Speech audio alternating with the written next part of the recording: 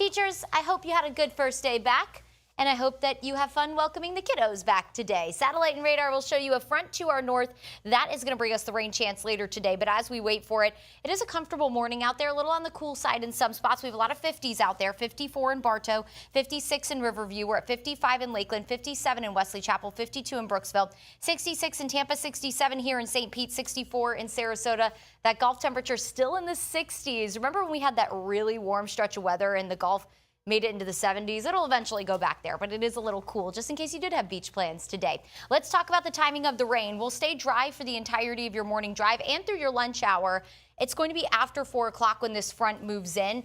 So we'll have a few showers and storms possible along the Nature Coast, Citrus, Hernando County, and then also along I-4. That's going to be kind of the focus point for the early commute around 4. And then between about 5 and 6, as this front continues to sink south, heavy downpours possible, especially along I-4. So if you do commute along I-4, just know some heavy downpours will be possible for that ride home. We're also looking at heavy rain throughout eastern Hillsborough County, Polk County, Hardy, Highlands County. And as the front continues to sink south and the sun sets tonight, we'll lose that energy. And ultimately, the rain and storms will fizzle apart through the overnight tonight and will be nice and quiet. Now, that low will be off on the Atlantic coast tomorrow morning, but as it slides closer to us through the day, that'll wrap around a few isolated showers tomorrow afternoon. So if you want to send the kids to school with the umbrella tomorrow, wouldn't be a bad idea because we will have the chance for a few isolated showers along the I-4 corridor, even into the Tampa metro area. So that could impact that ride home from school. Heavy rain for the evening commute will stay south of I-4 down towards Bradenton, Sarasota, into Hardy and DeSoto County. But notice that could impact parts of the Sunshine Skyway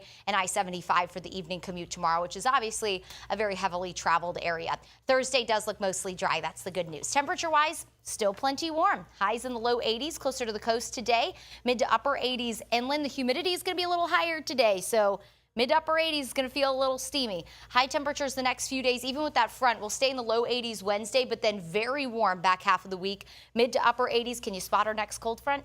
Yeah, there it is. Saturday into Sunday, we'll briefly drop into the upper 70s Sunday before going back into the 80s most of the following week. Let's talk about that front because the one even over the weekend will bring us a very low end rain chance. This isn't a strong front either in terms of rain and storms. However, we're going to have high pressure building in behind this. It is going to be very breezy Saturday and Sunday as this front moves in. So most of Saturday stays dry.